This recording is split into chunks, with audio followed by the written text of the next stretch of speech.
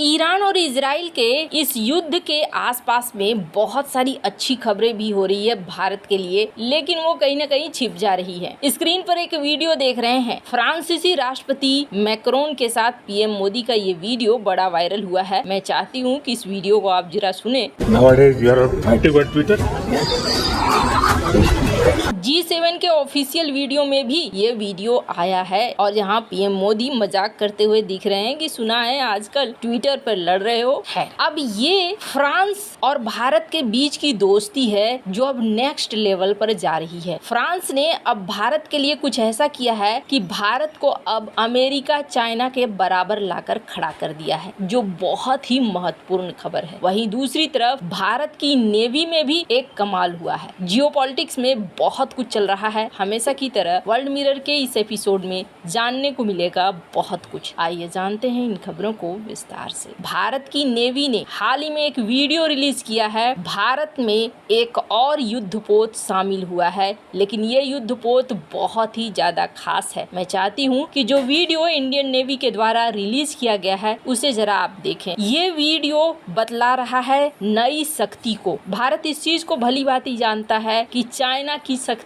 समंदर में बढ़ती जा रही है और ये बढ़ती हुई शक्ति भारत को चुनौती दे, क्योंकि अब धीरे धीरे समंदर को लांघते हुए हिंद महासागर में भी चाइना घुसने की कोशिश कर रहा है। अब इसी क्रम में देखने को मिल रहा है कि भारत ने भी तेजी से अपनी शक्तियों को बढ़ाना शुरू कर दिया है। हर एक आध 2 महीने के अंदर ही भारत में कुछ न कुछ नौसेना में जुड़ रहा है। अभी भारतीय नौसेना ने 18 जून 2025 को विशाखापत्तनम के नौसेना डॉकयार्ड में अपनी पहली स्वदेशी anti submarine warfare shallow water craft INS Arnala को कमीशन किया। ये जहाज भारत की समुद्री रक्षा को मजबूत करने और तटीय इलाकों से दुश्मन की पनडुब्बियों से निपटने के लिए बहुत महत्वपूर्ण है। ये 77 मीटर का युद्धपोत है जिसका कुल वजन 1490 टन है। डीजल से चलने वाला है। ये जहाज 80% से अधिक स्वदेशी सामग्री के साथ बना हुआ है। सबसे बड़ी चीज ये है कि ये एंटी सबमरीन है, साथ ही साथ UUAVs यानी कि पानी के अंदर वाले ड्रोन को भी ये पता लगाने और नष्ट करने में सक्षम है। ये जहाज वैसे तो अलग अलग काम में आ सकता है, डिफेंस के भी काम में आ सकता है, समुद्री रक्षा और बचाव कार्य में भी यहाँ पर ये काम में आ सकता है। इस जहाज में BEL यानी कि Bharat electronics limited, L&T, Mahindra defence और MEIL जैसे भारतीय रक्षा कंपनियों के एडवांस सिस्टम शामिल हैं। तो वहीं ये जहाज garden rich ship builders and engineers Kolkata, L&T shipyard और कटुपल्ली के बीच सार्वजनिक निजी भागीदारी के तहत बनाया गया है। हालांकि नाम सोचकर आपको भी लग रहा होगा ये नाम क्यों रखा गया,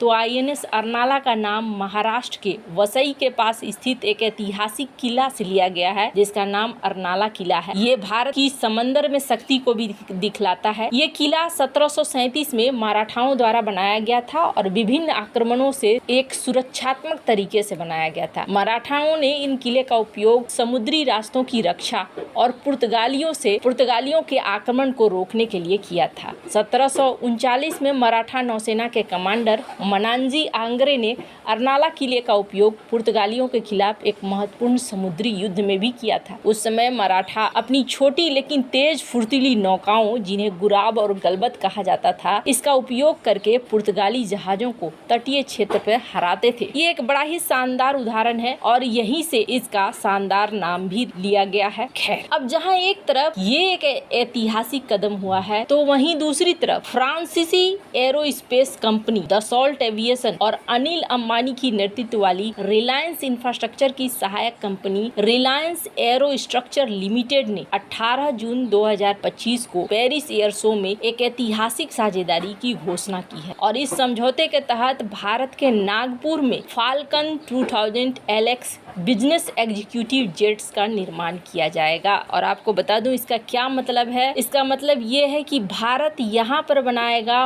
और दुनिया के बाजार में बेचे जाएंगे। ये पहली बार है कि दसॉल्ट एविएशन अपने फाल्कन 2000 जेट्स का निर्माण फ्रांस के बाहर करेगी। ये साझेदारी भारत को अमेरिका, फ्रांस, कनाडा, ब्राजील जैसे देशों की श्रेणी में शामिल करता है जो बिजनेस जेट्स का निर्माण करते हैं। और आपको बता दूं पहला made in India falcon 2000 jet 2028 तक तक तैयार होने की उम्मीद है। सबसे बड़ी बात यह है कि ये जॉइंट वेंचर है। ये परियोजना दसॉल्ट रिलायंस एरोस्पेस लिमिटेड के तहत संचालित होगी, जो 2017 में दसॉल्ट एविएशन और रिलायंस एरोस्ट्रक्चर के बीच में 51-49 के अनुपात में एक जॉइंट वेंचर है। यानी 51% दसॉल्ट एविएशन की हिस्सेदारी और 49% रिलायंस एरोस्ट्रक्चर की। निर्माण की सुविधाएं हैं। नागपुर की मिहान में एक अत्याधुनिक अंतिम असेंबली लाइन की स्थापना की जाएगी। ये सुविधा फाल्कन 2000 के फ्यूजलेज, विंग्स, फ्रंट सेक्शन की असेंबली के साथ साथ फाल्कन 6X और 8X के फ्रंट सेक्शन का निर्माण भी करेगी। नागपुर प्रतिवर्ष 24 फाल्कन 2000 जेट की उत्पादन क्षमता रखेगी, जो कॉर्पोरेट और सैन्य दोनों जरूरतों को पूरा करेगा। इस परियोजना में 1000 करोड़ रुपए का निवेश, सैकड़ों इंजीनियरों और तकनीशियनों के लिए रोजगार के सृजन की योजना है। ये भारत में प्रिसीजन इंजीनियरिंग, एवियोनिक्स और एरो स्ट्रक्चर विनिर्माण में आत्मनिर्भरता को बढ़ावा देगा। ये साझेदारी मेक इन इंडिया और आत्मनिर्भर भारत के अनुसार हो रहा है। और आपको बता दूं, इस साझेदारी का मतलब ये है कि एक अच्छा खासा मुनाफा माना जा रहा है। एक फाल्कन 2000 LX की कीमत $35 मिलियन